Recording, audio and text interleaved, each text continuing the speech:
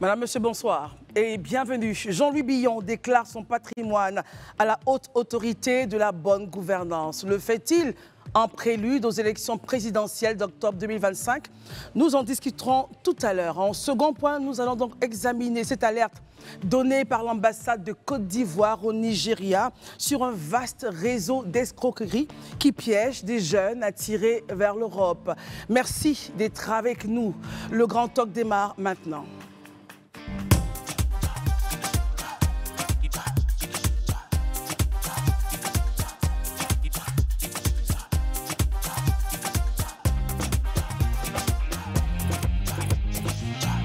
Madame, Monsieur, bonsoir et bienvenue. Ce soir encore, nous sommes avec nos amis et j'ai beaucoup de plaisir à retrouver Herman Abouar. Bonsoir Herman. Bonsoir Christelle, bonsoir chez vous, chers téléspectateurs. Comment a été, Bienvenue Herman.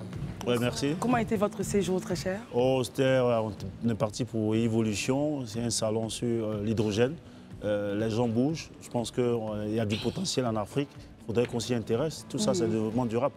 On en reparlera. Merci Herman, merci d'être venu ce soir. Merci. Pascal Souquier, bonsoir, merci d'être là. Bonsoir Christelle, bonsoir à tous les téléspectateurs, merci à vous. Élisée Boloube, bonsoir. Bonsoir Christelle, bonsoir chers amis sur le plateau. Bonsoir particulier à Herman qui revient. Je m'attendais à avoir des 12 mètres carrés à travers la ville pour annoncer son retour. Ah ben parce qu'il était tellement demandé et sollicité sur la toile, je pensais que quand même pour ses fans, il allait mettre un 12 mètres carrés au moment où il fait une annonce sur le WAP qui revenait ce soir. Je l'ai fait à l'entrée de Kongouin et à la sortie également. Kongouin, le village d'Élysée, en tout cas c'est de bonne guerre. Marius Komoué, bonsoir, merci d'être là ce soir. Bonsoir Christelle, bonsoir à tous et à toutes. Très bien, alors l'ancien ministre du Commerce s'est rendu donc à la haute autorité de la bonne gouvernance pour déclarer ses biens à l'effet de se conformer à la loi. La question pour nous ce soir, le fait-il en prélude aux élections présidentielles ou simplement par obéissance à la loi, sans arrière-pensée? Écoutons Marius Komoué justement sur cette question.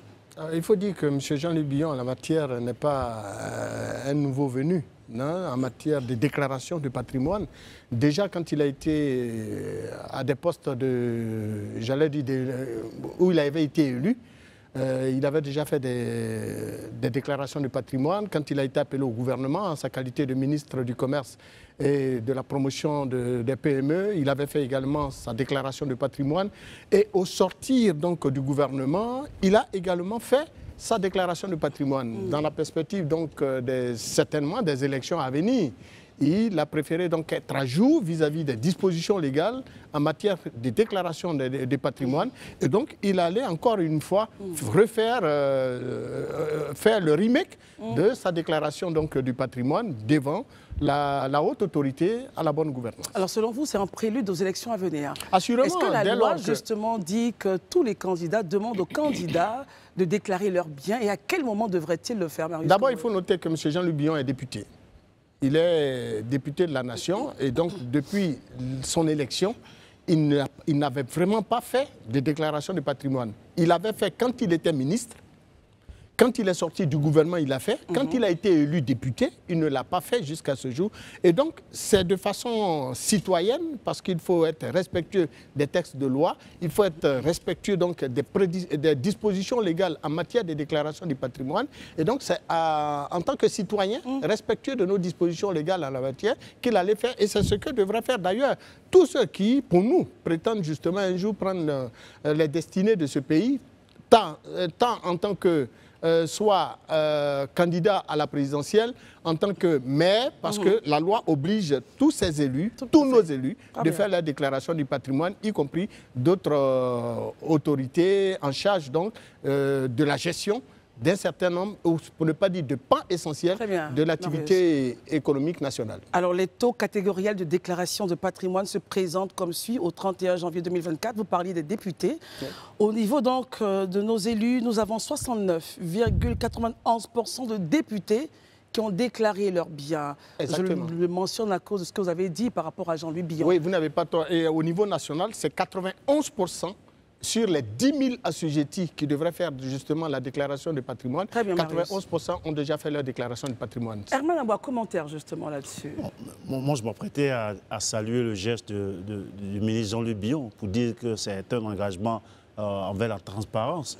Mais quand j'entends que c'est parce qu'il veut annoncer, enfin, parce qu'il est président, il est candidat à la présidentielle, qui le fait. C'est l'avis de Marius. Oui, hein. C'est pas mon avis. J'ai dit que certainement. Certainement, oui, c'est votre point. Oui, votre point. Mais Oui, j'ai précisé mais, que c'est surtout en ta qualité de député.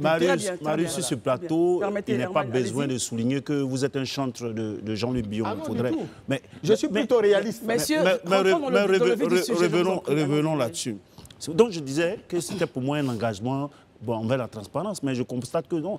Mais les députés, depuis 2 années, je crois, le ministre, enfin celui qui est chargé, le président de l'institution chargé de la haute gouvernance et autres, il insiste pour que les gens qui sont astreints, les personnalités qui sont astreintes justement à cette diligence de la loi là, viennent le faire. Mais le ministre Jean-Luc Billon, il n'a pas été député hier, ça fait 4 ans quand même. Cette législature qui est en train de fonctionner là, on est même à la fin, c'est leur dernière année, puisque il y a 4 ans qu'il a été élu. Et pourquoi il attend 4 ans maintenant, après, pour venir présenter, venir déclarer, c'est bien. C'est ce que souvent, il ne faudrait pas venir distraire les populations. Ces démarches-là, on ne doit pas faire des calculs lorsqu'il y a des échéances qui sont là. Il faudrait que nos hommes politiques, nos acteurs politiques, nos leaders politiques apprennent à être des gens vrais. Et comme je dis des gens vrais, ça veut dire que dès lors que la loi t'oblige à déclarer ton patrimoine et tes biens, lorsque tu as accédé à une fonction politique ou bien en tant qu'élu, tu le fais. Alors, Herman, l'autre article nous dit qu'il a procédé à sa déclaration de cessation de fonction en tant que ministre du Commerce et celle de début de mandat en tant que député de Dabakala. Réaction. En tant que député de Dabakala. Non, c'est parce que Marius a dit que lorsqu'il était ministre, donc je me disais, s'il a fait en tant que député, voilà, je suis d'accord que effectivement, c'est un engagement vers la transparence. Et il faut saluer cela si jamais, effectivement, il a déclaré ses biens en début. Maintenant, pour revenir maintenant au contexte, quand il le fait, quand je regarde en tant que candidat aussi pour la convention du PDCRDA, je remarque que Jean-Luc Billon, on peut dire tout ce qu'on veut de lui, il a tout de même souvent une longueur d'avance. C'est-à-dire et sur qui? Je ne dis pas sur aujourd'hui les candidats carrément à l'élection présidentielle. Vous voyez bien au niveau du PDC aujourd'hui, il a essayé d'essuyer l'aspect où on le prenait pour le fauteur de troubles. Aujourd'hui, de plus en plus d'opinions au niveau du PDC-RDA estiment que si jamais ça coince au niveau de leur candidat naturel, qui est leur président Tidiane Thiam, il peut constituer une alternative. Et ça, de plus en plus, les militants du PDC-RDA reviennent sur la question. Et mieux, aujourd'hui, ils ne sont plus dans les débats où Jean-Luc Billon, aujourd'hui, on sait clairement qu'il n'est pas en train de faire mener cavalier seul, mener une campagne seul. Il le fait toujours en restant militant de son parti et respectant. On a vu ici, il a respecté tous les rendez-vous auxquels vous pouvez être de la convocation du conseil politique, du conseil de discipline de son parti. Et j'estime qu'aujourd'hui, plus ou moins, il a une carrure de présidentiable. Et je crois bien que s'il réussit à nettoyer l'aspect où souvent il attaque le président Thiam, je pense qu'il peut constituer aux yeux de tous les militants de son parti une alternative si jamais le candidat naturel ça coince à son niveau. Pascal Souquier, votre commentaire et analyse justement sur la déclaration des biens. Faut-il l'associer à l'aspect politique ou le citoyen a le droit, tout citoyen en tout cas, qui a eu cette fonction-là, a le droit surtout le devoir de déclarer ses biens. Votre réaction? Écoutez, quand M. Jean-Louis Billon vient faire cette déclaration, vous le constatez avec moi, il y a une opération de communication qui est liée à cette déclaration. Elle n'est pas fortuite. Il respecte ainsi la Constitution parce qu'en son article 41, cette Constitution-là rend obligatoire la déclaration de patrimoine pour un certain nombre d'autorités. À part le chef de l'État et le vice-président qui doivent faire leur déclaration à la Cour des comptes et aussi les assujettis à la haute autorité pour la bonne gouvernance, toutes les autres autorités identifiées par la loi, des ministres en passant par les maires, les députés et tous les hauts gestionnaires de crédit de l'administration, eh bien toutes ces personnes-là doivent se rendre à la haute autorité pour déclarer leur patrimoine. Elles ont un mois pour le faire avant, c'est-à-dire quand elles veulent briguer un mandat, au plus tard un mois avant de le briguer. Et puis quand elles finissent le mandat, elles doivent aussi venir, parce que c'est là aussi cette histoire d'enrichissement illicite, de pourquoi il est passé de un immeuble à 100 immeubles le temps de sa présence à tel ou tel poste de l'administration. C'est aussi à ça que cela sert, cette déclaration de patrimoine. Donc, pour répondre à votre question, moi, je voudrais répondre la chose sous les deux angles, parce que pourquoi pas, l'un n'annulant pas l'autre. Nous n'avons rien qui dit que M. Jean-Louis Billon n'a pas effectué, parce qu'il disait dans son propos qu'il réaffirme. Quand on réaffirme son engagement pour la transparence, ça veut dire qu'on l'a déjà affirmé. Donc, rien ne nous dit, à ce stade de notre échange, que M. Jean-Louis Billon, pour chacun de ses mandats ou pour chaque fois qu'il a eu à exercer des fonctions qui étaient encadrées en termes de déclaration de patrimoine à la haute autorité, qui depuis 2013 met en branle tout le système pour passer des quelques 3-4 dizaines de déclarations à aujourd'hui 8000 déclarations. Donc on est à près de 80% parce qu'il y en a 10 000. Il faut savoir que les gens sont bien identifiés. Donc rien ne nous dit qu'il ne l'a pas déjà fait. Je pense que si. Mais si, il l'a fait. Il a déjà fait. Oui, donc voilà, il réaffirme son engagement pour la transparence. Je pense que vous le disiez, ce n'est pas un novice en politique. Il y a longtemps qu'il a des ambitions, député, ministre, maintenant candidat à la candidature du PDCI et candidat à la présidentielle en Côte d'Ivoire. Ça m'étonnerait que tout son arsenal n'y ait pas pensé. Donc oui, on peut penser très raisonnablement qu'il le fait pour envoyer un message, sinon à quelqu'un, au moins à plusieurs personnes. Voilà, c'est ce que je pense. Merci Pascal. Élisée, avec vous, regardons le timing, déjà l'acte qu'il a posé. Le timing, et faudra-t-il coller cet acte-là à un besoin politique, les élections de 2025? Réaction, Élisée. Ok, moi je voudrais déjà qu'on regarde l'acte. L'acte en lui-même, il est à saluer. Parce que plusieurs diraient que c'est, je veux dire, une obligation constitutionnelle, comme Pascal l'a rappelé en l'article 41 de la Constitution, qui fait obligation de déclarer son patrimoine à toutes ces personnes-là, qu'elles soient élues ou occupant des postes de responsabilité dans la société. Mais force est de reconnaître aujourd'hui qu'on n'est pas à 100% de déclaration. C'est-à-dire que dans ce lot, il y a des gens qui ne l'ont pas encore fait. Tout à fait. Voilà, donc si quelqu'un déjà décide de le faire, je pense que ça, c'est un acte déjà à saluer. Maintenant, pourquoi maintenant? C'est une question qui, à mon sens, a tout son sens aussi. Parce que si c'est parce qu'il est député et qu'il le fait maintenant, on pourrait dire, comme Herman l'a si bien signifié, que ça a mis un peu de temps quand même. Parce que la mandature a démarré en avril 2021, la mandature des députés. Mais il l'a fait au début de son mandat, en tant que député. Ben, donc, qu'est-ce qu'il fait maintenant? Cette déclaration, elle est faite pourquoi? C'est pourquoi? C'est à savoir. La loi dit, si vous permettez, allez-y, Pascal. Si vous envisagez de briguer un mandat, vous avez jusqu'à au moins un mois pour le faire. Voilà. Donc, je pense que dans son plan, il y a un mandat que nous tous, nous savons qu'il veut briguer. S'il anticipe sur les choses avant le mois fatidique et qu'il le fait plusieurs mois avant, je peux conjecturer là-dessus. Très bien. J'imagine que ça reste Bon, ok, d'accord. C'est son point de vue. Voilà. Comme elle a dit, mais moi, je sais que ce que je sais, qui ressort en tout cas de la loi électorale, c'est que la chose qui est demandée à tout candidat, c'est une régularité fiscale. Ça, c'est obligatoire. Vous ne pouvez pas prétendre diriger les Ivoiriens si vous n'êtes pas vis-à-vis voilà, à jour vis-à-vis de vos impôts. Ça, c'est ce que maintenant, vraiment on réclame. Justement. Oui, c'est ce que je dis. Je dis, il est venu déclarer ses biens. Déjà, l'acte en lui-même, c'est un acte à saluer. Comme vous l'avez si bien relevé ici, tous ceux qui occupent une certaine responsabilité dans l'État ont l'obligation de déclarer leur patrimoine, sont astreints à déclarer leur patrimoine. Mais on se rend compte aujourd'hui que ce n'est pas le cas.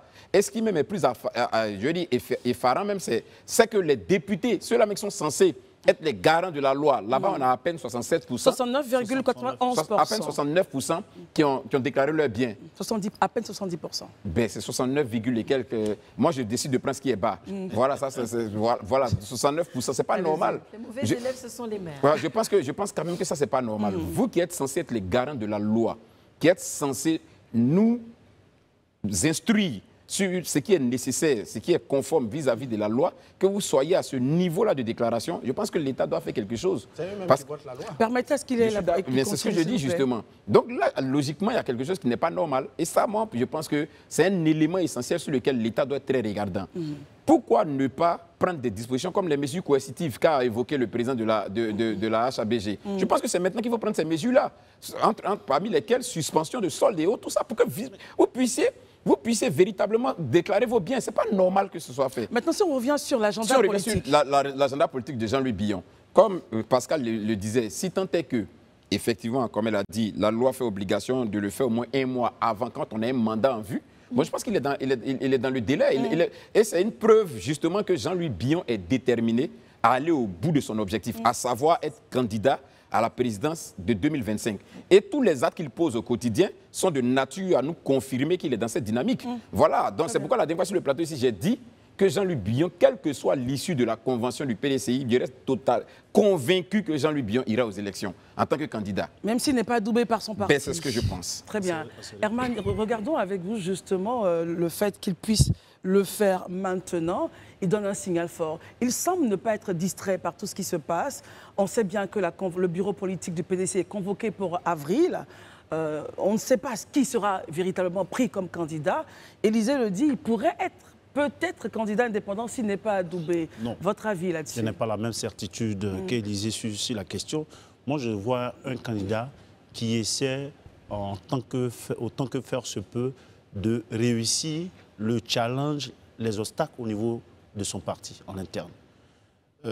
Pourquoi est-ce que cette déclaration agit sur l'interne? La déclaration, comme on le dit aujourd'hui, quand il le fait, il est député, il veut être candidat. Quand il le fait, il veut dire qu'il n'a rien à se reprocher. Ça montre aussi un homme politique qui est transparent.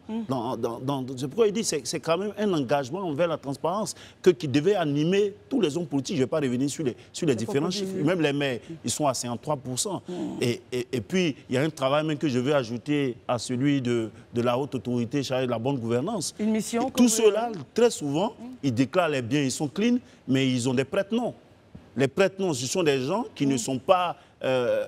j'ai les moyens, et comme ce sont mes business, je ne dois pas le faire, je trouve des personnes qui gèrent, qui portent ce nom. Mais sur quoi vous vous basez pour dire qu'ils ont des prête-noms? On le sait, on les voit les dimanches, les week-ends sur leur vrai chantier, avec de nombreux immeubles. Donc, vous n'êtes pas comme... Non, je ne suis pas en train de vous traiter le cas de Jean-Louis Billon spécifiquement. Mais on sait comment ici que les personnes qu'on décline, qui sont astreintes à ces genres d'exigences légales, là, contournent la loi. Et je vous dis que les prête-noms, ce n'est pas moi qui les crée, c'est parce que ça existe qu'on en parle. Donc, pour revenir à Jean-Louis Billon, c'est un engagement de quelqu'un qui est transparent, il n'a rien à se reprocher. Et là-dessus, on connaît Jean-Louis Billon, je ne crois pas, on sait que on connaît la fortune des Billon, voilà, ce qui gère, donc je ne crois pas que c'est la question des prêtres qui ferait peur à cette famille. Donc, pour rester là, pour dire qu'il sait exactement ce qu'il veut, mais moi je crois qu'il cherche toujours à obtenir de façon légale au niveau de la Convention. Maintenant, après, il sera juste, s'il n'a pas été retenu par la Convention du PDC-RDA, qui veut aller, malgré tout, ça sera à ses risques et périls. Parce que, mine de rien, moi j'estime aujourd'hui, un candidat qui n'aura pas un appareil politique comme les trois qu'on connaît, les trois grands leaders de façon classique, le PDC-RDA, aujourd'hui le PPACI et le RHDP, qui s'en va lui-même, c'est à ses risques et périls. Même si les militants le suivent, l'adoubent et tout, vous pensez que qu'est-ce qu'il aura réussi à faire si les militants le suivent? C'est qu'il va diviser le parti. Et si le parti est émietté, ce n'est pas sûr qu'il ait cette caution populaire pour pouvoir accéder à la magistrature suprême. Pascal, Jean-Louis Billon montre qu'il est focalisé sur son objectif. Vous avez dit à 1 mois, assurément donc de cette élection-là, nous sommes à quelques mois, il le fait, il prend le lead sur les autres candidats. Oh, il prend le lead, je veux dire qu'il montre l'exemple déjà. Et puis, qu'est-ce qui prouve que les autres candidats ne l'ont pas fait plus discrètement? Mais ce qui est sûr, c'est que je voulais revenir un peu sur cette velléité qu'on pourrait lui prêter d'aller seul aux élections. Moi, je parle en tant que citoyenne. J'aimerais vraiment beaucoup qu'avant que les élections n'arrivent, au sein du PDCI, entre Jean-Louis Billon et Tidiane Thiam, qui sont 2 personnes de grande qualité, à mon sens, et que je suis sûre qu'au-delà des officines qui pourraient faire monter la mayonnaise de part et d'autre, ce serait vraiment une grande victoire.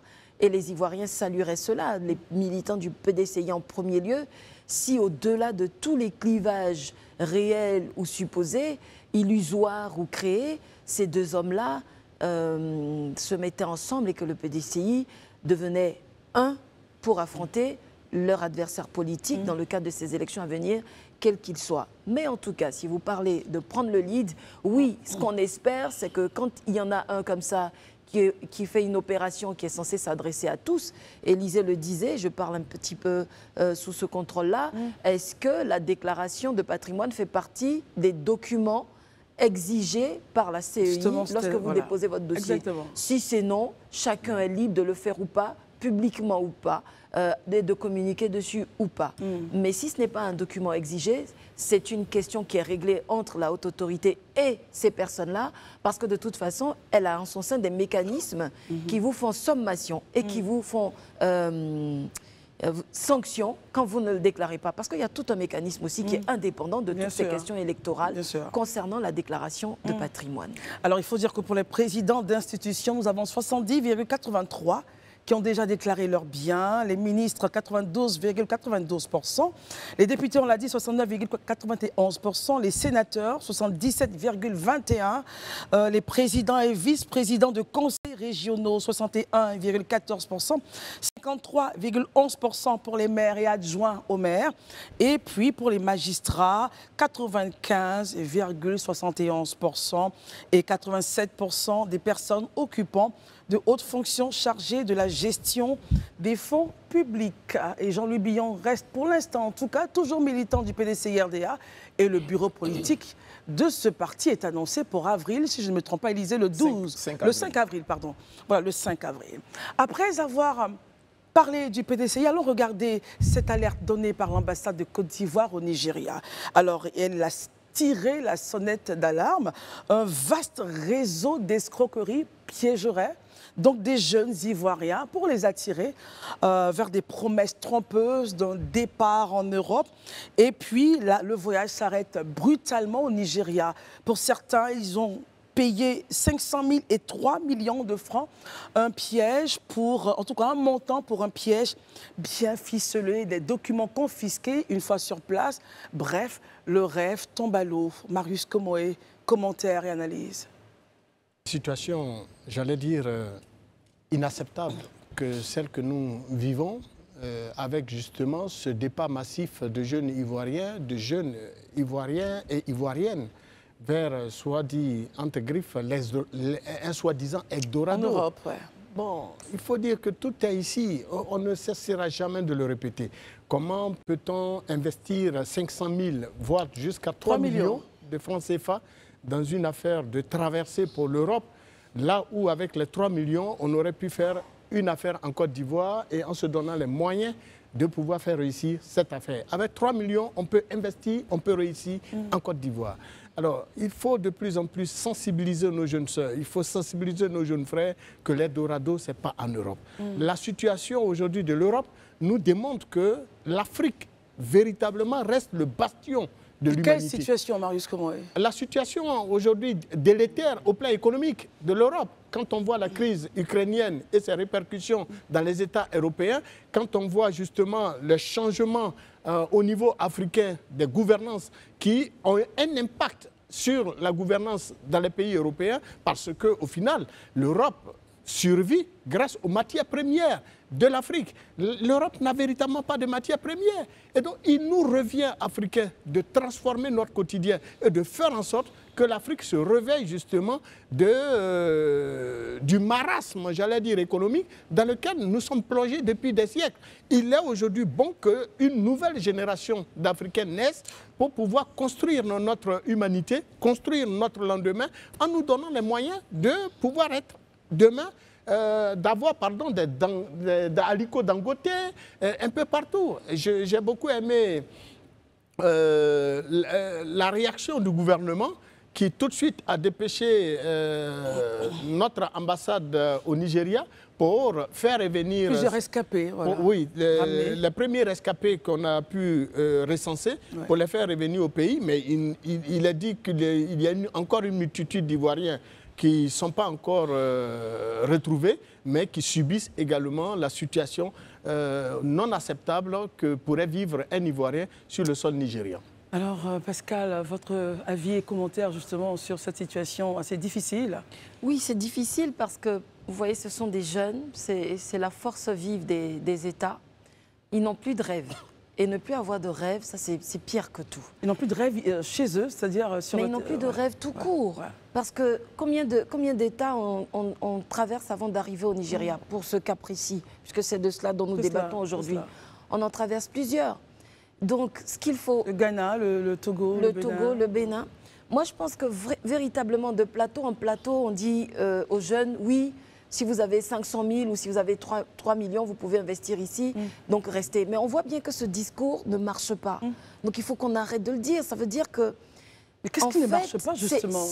Ça peut paraître puéril de le dire comme ça. Mais vous voyez, les Américains ont réussi à vendre le slogan « le rêve américain ». Vous voyez? Et ils commentent, ils discutent, ils argumentent, ils font vivre ce rêve américain. Peut-être que finalement, ces jeunes-là, ce n'est pas l'argent qu'ils vont chercher, si ça se trouve. Peut-être que c'est en pensant que quelqu'un qui a 3 millions, qui va les mettre dans un réseau de passeurs ou qui croit que ces 3 millions vont lui permettre d'aller en Europe, peut-être que ce n'est pas vraiment l'argent qu'ils cherchent. Peut-être qu'ils cherchent une liberté d'expression, une liberté d'opinion, un cadre de vie, une espérance de vie plus grande, une éducation ou un accès à la santé, à l'instruction, aux études supérieures. Ils rêvent à un accès au logement, à la construction d'une famille. C'est ça. Donc il faut voir ce problème autrement, Pascal. Je pense que comme on le voit sous ce temps et que ça ne marche pas, peut-être qu'il faut construire avec ces jeunes-là la société dont ils ont besoin. Parce qu'on est sur ce plateau, on a souvent reçu des autorités qui sont venues évoquer les programmes que les ministères, que le gouvernement met en place pour les jeunes. La confiance, il faut la rebâtir. Elle a commencé à se reconstruire avec une partie, mais manifestement, une large autre partie n'y croit pas. Donc il faut redonner confiance aux jeunes dans les institutions, dans les mécanismes de leur pays. Et ça passe par beaucoup de choses dont je n'ai pas toute la quintessence aujourd'hui, mais je crois que très profondément, ce que je peux dire, s'il y a des jeunes qui nous écoutent et qui sont en train de faire des économies pour y aller, c'est un message, par exemple, à l'endroit de nos organisations nationales et surtout sous-régionales. Vous voyez, quand on veut aller dans un pays de la sous-région, qu'on est jeune, pour aller acheter des marchandises et revenir en car comme en avion, vous imaginez les tarifs des billets d'avion, comment on fait le commerce intra-pays? Quand on prend le cas, on a regardé un film, je crois qu'il y avait Nakissi Savané dans ce film, je n'ai plus le titre. Vous voyez comment les dames à l'époque qui faisaient le commerce transrégional ont arrêté. Elles sont harcelées. Il faut améliorer les conditions de libre circulation pour que les produits qui sont dans nos États soient mixés, qu'il y ait un vrai marché sous-régional. Qu'un jeune Ivoirien qui veut aller à Dakar, au Cameroun ou au Nigeria puisse payer un billet d'avion qui vaut le prix d'un quart pour qu'il découvre les autres pays, qu'on arrête de dire « tu es très bien chez toi, tu ne sais pas chez les autres », mais qu'il aille voir par lui-même. Et ça passe par des mécanismes de confiance entre les gens qui décident et ceux qui subissent.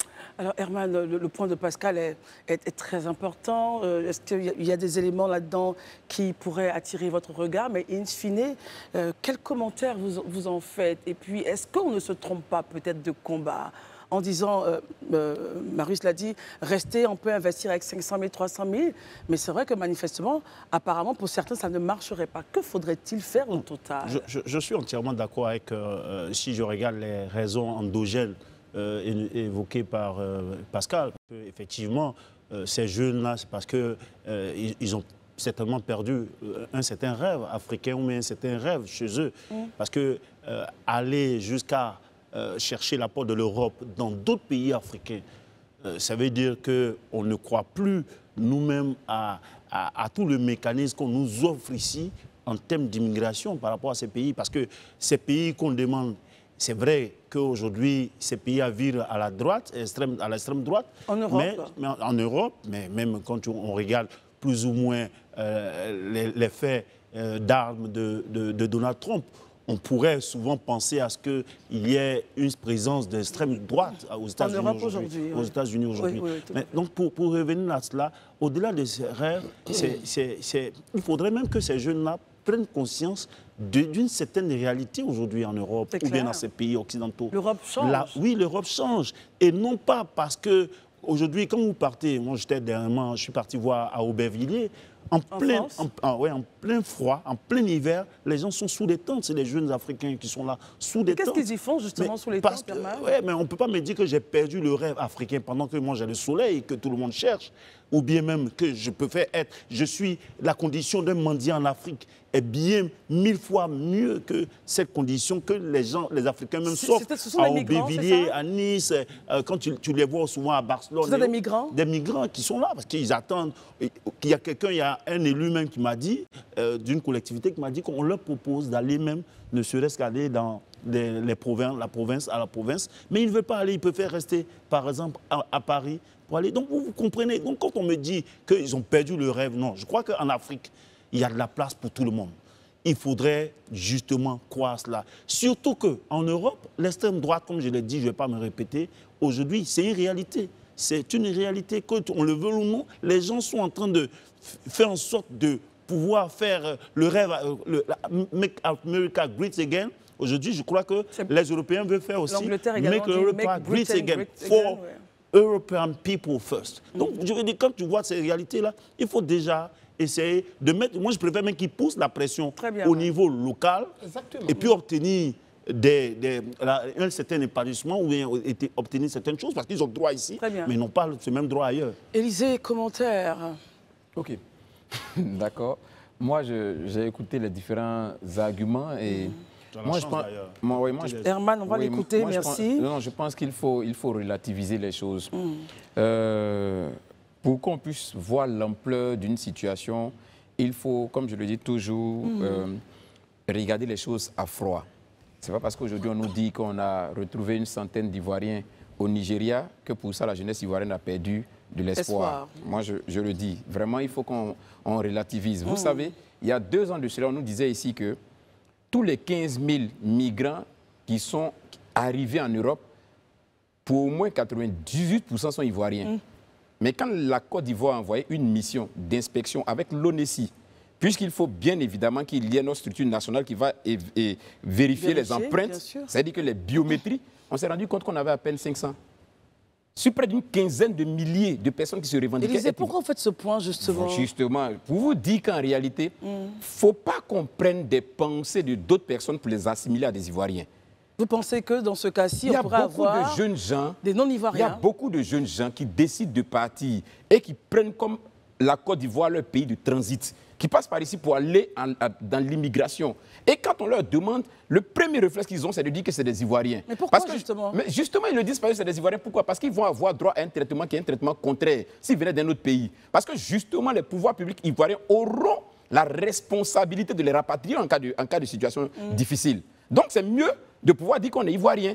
Aujourd'hui, on a 75% de notre jeunesse qui a moins de 35 ans. On est 31 millions d'habitants. C'est-à-dire qu'on est autour de 21 à 22 millions d'Ivoiriens qui ont moins de 35 ans. Mais quand on regarde la proportion de ceux qui partent, ils sont combien? Il faut qu'on arrête à un moment donné de dire les jeunes s'en vont, les jeunes perdent le rêve, la Côte d'Ivoire n'est plus vivable.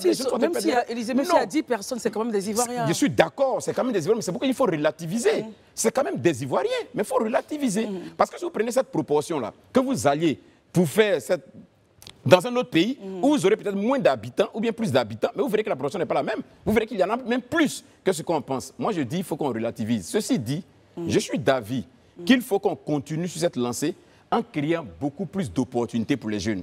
Ça a déjà commencé. On voit des programmes. La dernière fois, on parlait du PNSA, le programme national de stage, d'apprentissage et de reconversion. Voilà, c'est des programmes comme ça qui vont permettre à des jeunes gens de pouvoir avoir de l'espoir à nouveau. C'est vrai que ce n'est pas encore, je vais dire, à une échelle exponentielle, mais c'est un programme qui a commencé et il faut les dupliquer. Mais en même temps aussi, même si Parce qu'aux États-Unis, on dit que c'est un pays, ou bien en Europe, c'est des pays qui sont... Mais il y a des gens qui en sortent pour aller dans d'autres pays. Hein. Malgré qu'on trouve que c'est des pays qui sont bien, mais qu'on trouve qu'ils ont quand même le minimum basique. Mais il y a des gens qui quittent ces pays-là, qui s'en vont chercher de l'espoir ailleurs. Donc, quitter un pays, aller chercher de l'espoir ailleurs n'est pas tout de suite synonyme du fait que ce pays dans lequel on est là, ou le pays dont on vient là, c'est un pays où il n'y a plus d'espoir, où on ne peut plus vivre. Le point ici Donc, qui nous intéresse, Élisée, c'est que lorsqu'ils arrivent sur place, justement, dans ce réseau-là, à Abuja, leurs documents sont confisqués. Oui, c'est là que je vais arriver. Mais on est en face d'un réseau criminel. J'allais y arriver. On est en face d'un réseau criminel. Et ce réseau criminel-là, c'est lui qui miroite la vie à ces jeunes gens-là. Et c'est un réseau qui est très organisé et qui est transfrontalier. C'est-à-dire qu'il quitte même la Côte d'Ivoire et il traverse même pratiquement toute la zone subsaharienne africaine. Et ce réseau-là existe. C'est pourquoi je dis que pour le combattre, il faut vraiment qu'il y ait une volonté manifeste de le combattre. Et pour le combattre, il faut qu'il y ait une coopération inter-État. Sinon, on n'y arrivera pas. Je termine dessus. Ce flux migratoire-là, si vous vous rappelez, il y a quelques années, c'était l'inverse. Et même jusqu'aujourd'hui, on est en train de le combattre encore. Des filles qui quittaient au Nigeria, à qui on promettait d'aller aux États-Unis, on promettait d'aller en Europe. Et la fin du coup, c'était à Abidjan. Et on les livrait à la prostitution. Il a fallu qu'il y ait une volonté manifeste des pouvoirs publics de lutter contre ça, pour qu'on arrive à réduire drastiquement et qu'on démantèle un certain nombre de réseaux. Donc on appelle à la C2AO, c'est ça? Mais c'est ce qu'il faut faire. Il faut que les États puissent l'inscrire comme un élément essentiel à l'ordre du jour de l'agenda de la CEDEAO et que ça fasse l'objet d'une mesure Marius exceptionnelle. a un point, Herman, ensuite Pascal. Marius, allez-y. J'avoue, et je le dis encore une fois, sur cette table, autour de cette table, on a tous fait l'Europe.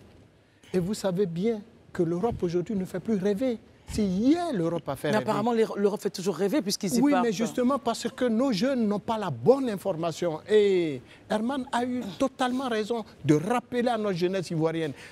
Croyez-moi, que ce soit à Paris, à Berlin, à Amsterdam, à Genève et peu partout, à Rome, on ne peut plus. Mais à Rome même, les Italiens ont tous les problèmes pour survivre. Il y a des crises partout, y compris en Grèce. En Grèce, alors là, c'est la totale. Même à Paris, en France, aujourd'hui, il y a une crise sociale. Il faut le dire. Et nos frères qui y vivent, beaucoup vivent, Herman l'a dit en atténuant ses propos, mais nos frères qui y vivent comme des clochards, pour la majorité. Marius, mon point avec mais je vous le dis de façon claire et distincte. Il faut toujours biaiser, non? Mais écoutez, moi, relativiser. Tout le monde ne vit pas à Montreuil. Attendez, vous voulez que je vous cite les quartiers dans lesquels il vit? Mais je veux dire, non, au moins, relativisons pas tout le monde. On va dire certains. Mais je dis, mais la majorité de nos frères vivent comme des clochards. Il faut que cela cesse. Il faut vivre, parce qu'on ne peut pas aller en Europe. On ne peut pas aller en Europe pour vivre la vie qu'on vit là-bas et puis venir après. Bon, attends, il faut que nous construisions notre Côte d'Ivoire, notre Afrique. Et c'est possible. Très bien. Il faut que des cadres aujourd'hui, et ça, tu l'as dit, et je suis d'accord avec Pascal lorsqu'elle évoque la question de la gouvernance en Afrique. Parce qu'elle ne l'a pas dit ouvertement, clairement, oui, mais je l'ai dit. Mais il faut que nos gouvernants comprennent la nécessité aujourd'hui de créer des emplois, de donner des emplois à notre jeunesse. C'est important. Très bien. Alors, pour la Côte d'Ivoire, comme Élisée l'a mentionné, Élisée a rappelé des programmes qui ont été faits, mais assurément, il faut encore actualiser, enfin renforcer encore les mesures. Pascal, le point justement de nos frères qui vivent en Europe, qui seraient en majorité... Déjà, on n'a aucune... Marius doit avoir des statistiques que je n'ai pas, mais dire que la majorité... moi, je vais là-bas tout le temps. Ah, mais Marius, vous allez là-bas tout le temps, vous n'avez pas raconté toute l'Europe. Je peux vous dire qu'il y a des Africains, des Ivoiriens qui vivent très bien à Rome, à Paris, à Aulnay-sous-Bois, même à Aubervilliers. Hein. À côté des... Vous n'avez pas de statistiques là-dessus. Vous non plus, vous n'avez pas de statistiques quand vous évoquez le nombre de ceux qui y vivent et qui vivent bien. Et pourtant, vous savez très bien que là-bas, les gens ne vivent pas bien. Parce que d'abord, ce que vous payez par rapport à ce que vous gagnez en termes d'impôts, en termes de charges sociales, mais il est préférable de venir même vivre en Côte d'Ivoire. Très bien, merci. Alors, voilà, vous êtes d'accord avec moi? Non, absolument pas. Je ne suis pas d'accord avec vous parce que là-bas aussi, vous avez un système social qui est solide, qui est basé sur une solidarité ancienne. Ils ont développé des mécanismes d'assistance sociale que nous tous connaissons. Et je peux vous dire que ça marche pour beaucoup d'entre nous. La preuve, c'est un vrai appel d'air pour certaines catégories de personnes. Ce que je voudrais nuancer, je redis mon propos, ce n'est pas parce que X ou Y ou tel endroit ne fait plus rêver. Non. Je dis que chez soi-même, il faut faire rêver aussi. Là-bas, ailleurs, peut faire rêver. C'est ce que j'ai dit. Je n'ai jamais dit que ça ne faisait pas rêver. J'ai dit il faut créer du rêve ici. Ça, c'est la première chose. La seconde chose que je dis, c'est que ce n'est pas peut-être l'argent qui est le moteur de toutes ces migrations. Parce qu'on a évoqué, Marie, je te disais, enfin vous aussi, 500 000, 3 millions. et 3 millions. C'est ce que nous rapportent les propos. Entre 500 000 et 3 millions, vous savez très bien qu'il y a des activités génératrices de revenus qui sont mises en œuvre ici par le ministère de la Solidarité et de la Cohésion nationale, par le ministère de la Jeunesse, par le ministère de l'Agriculture, qui font moins de 500 000 et on a tous les jours des témoignages de gens qui sont partis de sommes moindres et qui en sont arrivés à une prise en charge totale d'eux-mêmes et de leur famille. Donc, je dis et je redis, là-bas peut faire rêver pour de nombreux autres points, mais créons le rêve ici aussi. Augmentons la capacité à faire rêver le plus de personnes. Et oui, je disais, ce n'est pas l'argent peut-être le moteur, puisqu'il arrive à avoir 3 millions. Très bien. Donc son moteur, c'est certainement autre chose. Herman, on termine rapidement. Deux points rapidement, je ne vais même pas. D'abord, quand je parlais, je voulais éclairer peut-être mes propos. Quand je parlais des Africains que j'ai vus à Aubervilliers, je ne parle pas des Ivoiriens qui sont bien intégrés, qui sont chez eux, qui sont en France et qui sont même dans d'autres capitales, qui vivent comme ceux dont parle Pascal. C'est vraiment ceux qui sont arrivés par la voie qu'on connaît, ceux de façon illégale, et qui sont des embarcations.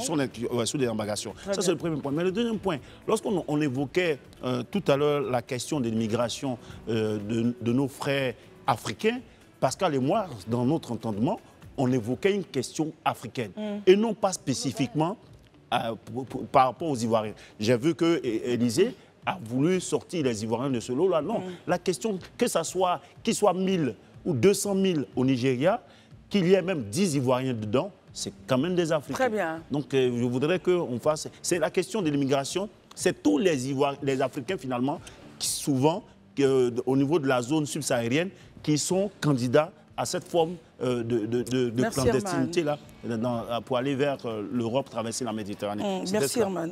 Dans tous les cas, la représentation diplomatique de Côte d'Ivoire au Nigeria, qui s'inquiétait, disait donc de nombreux autres compatriotes se trouvent encore en situation de détresse au Nigeria, prise au pied des mêmes réseaux d'anarques, en espérant que le gouvernement et in fine la CEDEAO puissent travailler d'arrache-pied à ce que nos compatriotes, nos frères et sœurs nous reviennent ici en Côte d'Ivoire. En seconde partie, nous aurons à faire un tout petit point, ce sera avec Élysée, sur la sécurisation et la digitalisation des actes de justice en Côte d'Ivoire, le tout savoir Élysée. Et ensuite, on parlera avec Jean-François Yoman, coach à l'ère de l'intelligence, et Bénissant Romassé, pour vous inviter à aller investir dans l'immobilier à Yamoussoukro. À tout de suite. Merci d'être avec nous pour la seconde partie de ce temps d'antenne. Nos amis sont toujours là. Pascal Souquier, Herman Aboua, Marius Komoé, Élysée Boloubeu. Nous a rejoint donc le coach Yoman. On parlera avec vous du SICMA. Mais avant, Élysée Boloubeu nous fait un petit point sur la sécurisation et la digitalisation des de justice en Côte d'Ivoire. C'était aujourd'hui lors de cette plateforme Tout Savoir, Élysée du gouvernement. Il faut juste retenir que depuis le 30 janvier dernier, le ministère de la Justice et des Droits de l'Homme a lancé la plateforme de sécurisation et de digitalisation des actes de justice en Côte d'Ivoire. Qu'est-ce que ça veut dire? Ça veut dire désormais, vous n'avez pas besoin de vous déplacer pour aller établir un certificat de nationalité. Vous allez juste sur le site www.justice.ci et vous avez là un onglet qui vous permet de pouvoir faire votre requête et vous recevrez au bout de 3 jours de traitement, votre certificat de nationalité avec déjà, je vais dire, la signature et le cachet électronique à l'intérieur. Ceci a été décidé pour pouvoir faciliter l'accès aux documents, je vais dire, aux actes de justice à l'ensemble des populations.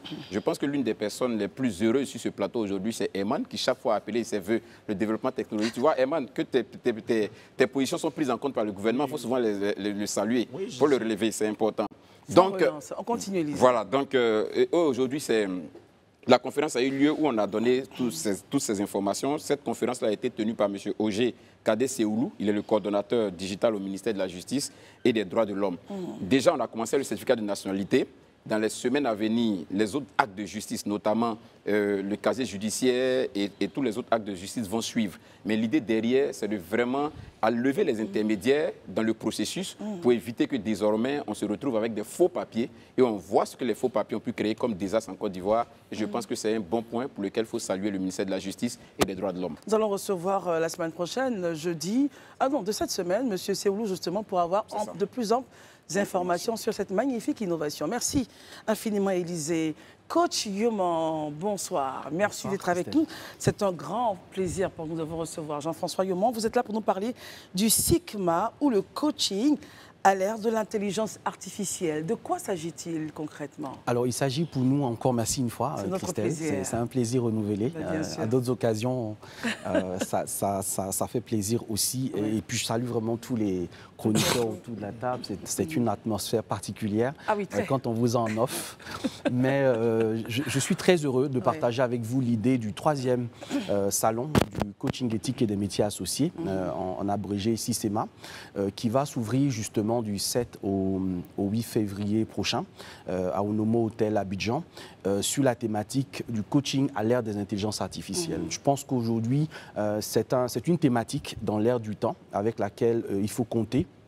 Et nous, en tant que spécialistes de l'accompagnement des personnes, également des entreprises ou même encore des groupes constitués, c'est important pour nous de réfléchir justement à cette nouvelle donnée-là parce que non seulement en tant que spécialistes, on réfléchit à l'avenir d'un métier, parce que les intelligences artificielles apportent aussi des réponses aux questions que les individus se posent. Ils se posent aussi au fond la question éthique liée justement à ces intelligences artificielles-là. Et dans un autre temps, il est important que nous-mêmes, en tant que spécialistes de l'accompagnement, on comprenne cette intelligence artificielle pour aider les personnes que nous accompagnons sur la gestion. Et donc, pendant toute la journée du 7 février, nous aurons donc une cérémonie d'ouverture et une masterclass que j'animerai pour aider justement les entrepreneurs aspirants, débutants à intégrer justement des outils IA pour améliorer justement le ciblage en termes d'activités professionnelles et puis les aider justement à trouver des outils qui leur permettent de faciliter. Et puis toute l'après-midi, on aura des panels qui vont s'enchaîner, notamment une réflexion que nous voulons mener sur l'intelligence artificielle dans le cercle familial. C'est important aujourd'hui que les parents eux-mêmes puissent ajuster leur connaissance de ce type d'outils-là pour ne pas justement être désuètes ou complètement dépassés face à leurs enfants qui parfois ont plus d'informations qu'eux-mêmes. On aura un panel également sur la cyberdépendance parce que si on parle d'intelligence artificielle, si on parle de toutes ces choses-là, il faut savoir que par derrière, il y a des risques de dépendance et on n'en parle pas souvent. Et ce sera l'occasion avec des spécialistes de montrer toutes les maladies mentales, les maladies physiques qui sont liées justement à l'utilisation et même les maladies sociales parce qu'il y a une déconnexion parfois aussi qui se produit et une marginalisation de l'individu. Et puis le soir, autour donc de 18h, on aura un after-work des entreprises pour justement réfléchir à l'intelligence artificielle au sein des entreprises, comment gérer de façon efficace la performance des entreprises à partir des IA. Donc voilà, une journée du 7 février meublée pour réfléchir vraiment de façon transversale, mais aussi de façon holistique sur la question des intelligences artificielles. Messieurs, dames, nous avons 3 minutes. 3 minutes? Oui, 3 minutes. C'est assez pour demander à coach, voilà. Quand on allume Siri, Bixby, Copilot, toutes ces intelligences artificielles qu'on télécharge et qui peuvent nous remonter le moral, nous donner des conseils, etc. Est-ce que vous avez peur de disparaître? Non. Non, le coach professionnel qui est formé et qui a une éthique et qui est dans la formation continue ne devrait pas avoir peur parce qu'il s'aligne justement sur l'intelligence artificielle comme étant un outil pour se performer.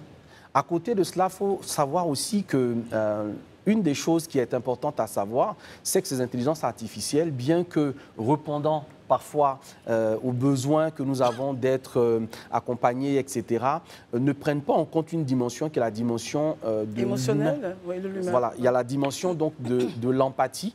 On racontera cette anecdote-là de cette dame qui se fait entretenir dans sa situation de crise par une intelligence artificielle. Et puis au bout d'un moment, l'intelligence artificielle n'a plus de ressources et lui dit, je pense que partir de ce monde-là serait par exemple une option pour vous, pour quelqu'un qui avait une fragilité de l'esprit. Ce n'était pas évident pour elle.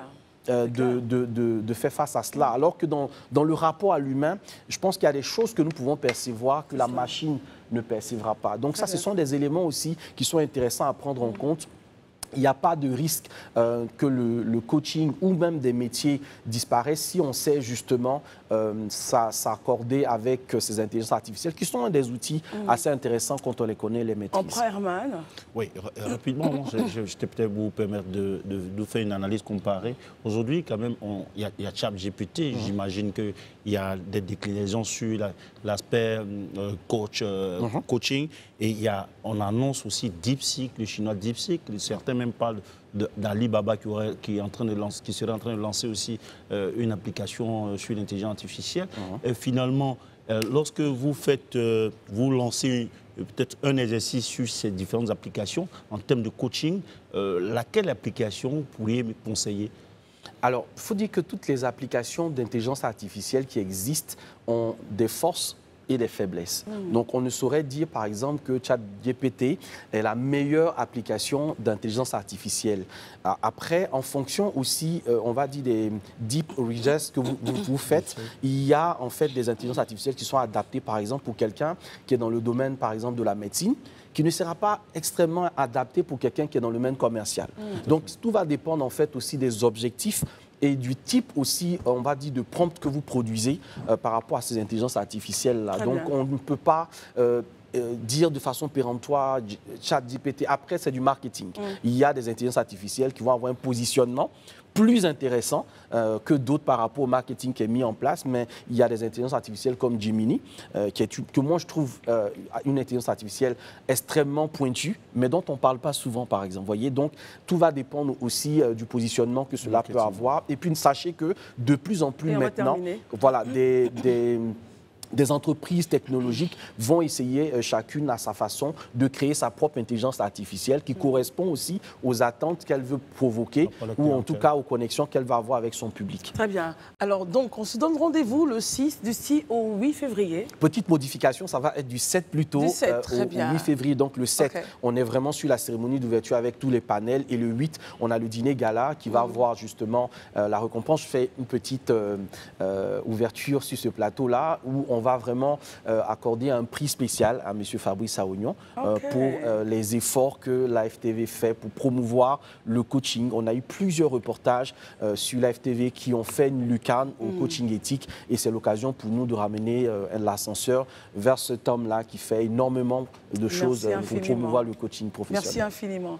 Merci coach d'être venu et bravo pour l'initiative. C'est le 6 EMA. C'est le 6 EMA. C'est du 7 au 8 février 2024 à Onomo Hotel. Sur la voie de l'aéroport. Exactement. Ok. Merci beaucoup. Tout le plaisir était pour moi. Notre plaisir. À très bientôt. Alors, après avoir parlé de coaching, je vous invite à aller à Yamoussoukro. Pourquoi?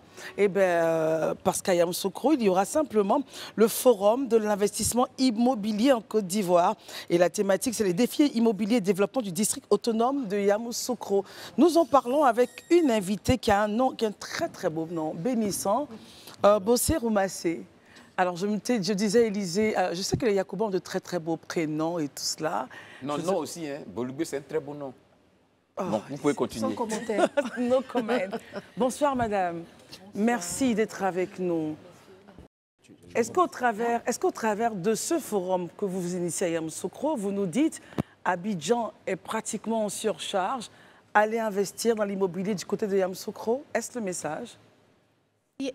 En fond, le message, il faudrait déjà partir sur l'historique du FICI. Allez-y. Parce que le FICI, c'est un forum qui se veut itinérant. Donc la première édition, ça sera à Yamoussoukro. Une partie, parce qu'il y a pourquoi déjà... Pourquoi la Yamoussoukro comme première édition et pourquoi pas Abidjan? Nous faisons 3 jours à Abidjan. Parce qu'Abidjan, c'est quand même le centre où nous avons des stands du 7 au 9. Au centre ivoiro-coréen, à Abidjan, vous aurez des conférences, des stands.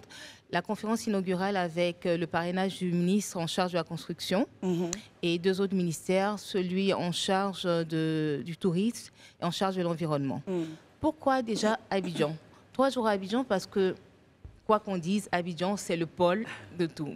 Toutes les entreprises qui sont à Yamoussoukro ont tout un pied à Abidjan et puis tout le monde est à Abidjan. Yamoussoukro, pourquoi? Yamoussoukro est d'abord notre capitale politique.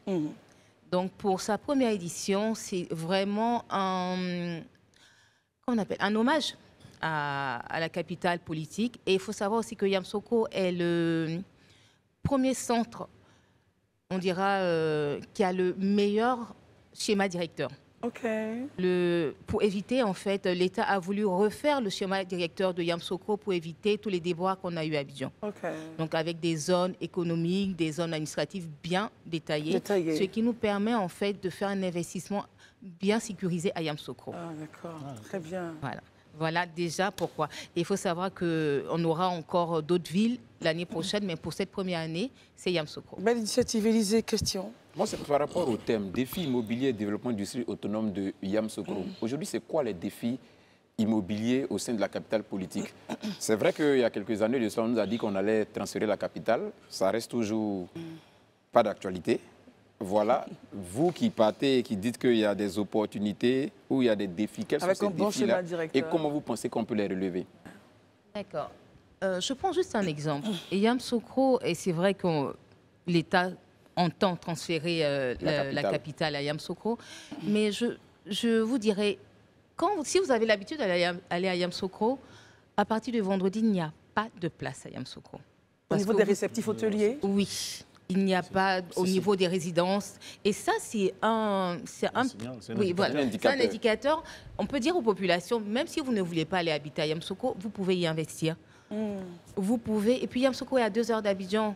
Vous avez tout à Yamoussoukro. Vous avez des infrastructures, vous avez des grandes écoles, vous avez un hôpital qui est, je veux dire, l'hôpital catholique qui est assez bien pourvu. Saint-Joseph Moscati. Voilà, et vous avez la basilique, vous avez un bon schéma directeur justement pour investir. Oui, et puis quoi qu'on dise, si vous viendrez, vous aurez au niveau du FICI, vous aurez différentes conférences. Des conférences tant sur l'environnement, sur l'immobilier, sur l'ADU. Et puis, bon, de toute façon, venez voir. Très bien. Marius, comment est la question? Vous avez parlé donc de l'ADU. 2 aspects de votre intervention ont retenu mon attention. Le premier aspect, vous parlez, bien sûr, on délocalise, on n'est pas Abidjan cette fois-ci, qui est saturé en matière immobilière, Abidjan saturé. Et donc, Yamoussoukro, c'est une bonne initiative. Seulement, vous savez que désormais, 2 aspects rentrent en ligne de compte dans la mise en œuvre d'une politique immobilière en Côte d'Ivoire. L'adoption donc et l'application du cadre applicable à l'attestation donc du droit d'usage, mais également la fiscalité verte. Et ça, Herman, qui est un adepte de l'écologie, certainement reviendra sur le sujet. Que comptez-vous faire en la matière? Surtout que dans le cadre de l'ADU, il y a encore quelques grincements dedans. Il y a encore quelques grincements dedans et c'est pour ça qu'on a demandé au ministère de tutelle qui a un stand et qui viendra exposer sur l'ADU. Et là, vous pourrez poser toutes les questions parce que pendant 3 jours, vous aurez un stand du ministère qui vous permettra avec toutes ces directions, le guichet unique, la direction de l'urbanisme. Voilà. Et là, vous pourrez... Parce que l'important, c'est de rapprocher la population de ces décideurs-là. Et aussi, on aura des thématiques sur l'éducation financière, qui est très importante. Absolument. En fait, oui. Absolument. Donc, le FICI se veut un forum qui éduque les populations et qui les emmène à savoir qu'investir dans l'immobilier n'est pas forcément l'apanage de grosses bourses. Très bien. Pascal, bon, Herman, allez-y. Il me parlait de cela, de la fiscalité verte. Mais moi, quand je regarde les images, je voudrais que vous regardiez. Comment vous appréciez cette sorte d'urbanisation? Et puis après, ma question peut pas venir. L'un des problèmes qu'on a en général dans l'urbanisation, c'est le manque d'espace vert. Et justement, lorsqu'on était au ministère du Tourisme, on leur disait qu'il faudrait qu'ils se rapprochent vraiment du... Bon, ça, c'était... entre guillemets, qui se rapprochent en fait du ministère de la Construction lors des lotissements. Qu'on prévoit en fait des espaces verts où on ne coupe pas la végétation. Parce que c'est plus facile de garder la végétation que de replanter derrière. Et c'est vraiment une thématique sur laquelle on devrait travailler, mais c'est tous ensemble. Vous avez un panel là-dessus, justement? Oui, bien sûr. Le ministère en charge de... Le micro, s'il vous plaît. Excusez-moi. Le ministère en charge de l'environnement sera présent pour animer 1 ou 2 thématiques relatives à cela. Okay. Très bien. Peut-être ma question maintenant. Herman, rapidement, pour que Pascal ait la parole. Je ne vais plus faire une question, peut-être faire une contribution. Voilà. Effectivement, vous avez touché un pan de ma préoccupation qui n'est pas que que cela. Au-delà de cela, de la verdure qu'on coupe, hein, parce que je sais bien que les gens ils viennent, ils cassent, ils coupent tout avant d'installer. Il y a même le choix des matériaux. Aujourd'hui, on connaît quand même plus ou moins, dans l'ère de cette transition écologique-là, des matériaux qui sont plus durables et plus économiques. Pourquoi est-ce qu'il n'y a pas une certaine volonté, je veux dire, ces gens de forums, est-ce que c'est finalement des plateformes pour aider les pouvoirs publics à prendre ces genres de décisions? Allez-y, madame. Le forum se veut une plateforme de discussion. Parce que, outre les 5 jours que nous avons, il y aura une permanence pendant 1 an pour préparer le prochain forum. Et par la grâce de Dieu, bon, je dirais ça, on a comment je dirais ça, une plateforme qui nous permettra d'adresser toutes ces préoccupations. Très bien. C'est ensemble qu'on peut évoluer. Très bien. Je pense que vous allez inviter Herman, justement. Oui, bien sûr, j'espère qu'il sera là. Il n'aura pas le choix, il a beaucoup de choses à dire et on a beaucoup de choses à partager avec lui. Il vient de mission, il a pas mal de choses dans sa besace. Pascal, commentaires ou questions? Oui, vous avez invité les pouvoirs publics, les ministères qui vont vous accompagner. Un forum ne va pas tout résoudre. Je suis comme Herman, hein, je suis un petit peu inquiète. Moi, je pense qu'il faut éviter les erreurs de l'urbanisation galopante et bétonnée d'Abidjan à Yamoussoukro. Vous voyez cette image-là, elle fait rêver. C'est toujours ce qu'on nous montre quand on nous met les brochures sous le nez. Et puis ensuite, quand vous arrivez, il n'y a pas un seul arbre. Vous avez raison, c'est mieux de ne pas couper quand on construit. J'ai une expérience comme ça, on a dit au promoteur, vous ne coupez pas. Sinon, on vous retire le marché. Il n'a pas coupé, il a pu faire le projet. Alors, ça veut dire que c'est possible. Mais moi, c'est juste une phrase, c'est si il y a le train entre Yamoussoukro et Abidjan, vous pouvez compter sur moi, je serai la première à y habiter. Parce qu'Abidjan, c'est plus la peine. Oui, alors, ce qu'on va faire avec vous, on revient sur les éléments essentiels de ce forum-là. Quand à Yamoussoukro? D'accord. On sera d'abord à Abidjan du 7 au 9 au centre ivoiro-coréen. Et à Yamoussoukro du 14 au 15 avec la conférence de clôture et des B2B et des visites de sites. Et ça se passera où à Yamoussoukro? À Yamoussoukro, ça sera à l'hôtel parlementaire pour les B2B et la conférence de clôture. Et on aura des visites de sites organisées par le ministère en charge de la construction. Très bien, merci beaucoup, Madame Bénissant, Bossé, Romassé. Une femme de Gagnois. Ah, une femme bêtée. Vous l'aviez dit, hein, c'est vous qui aviez raison. Très bien. Merci beaucoup. Hein. Les amis, merci d'être venus en cours. Donc, on se retrouve demain avec votre permission, si vous êtes d'accord, et avec évidemment celle des téléspectateurs. Les programmes continuent sur Live TV. Bonsoir. Je proteste. Oh.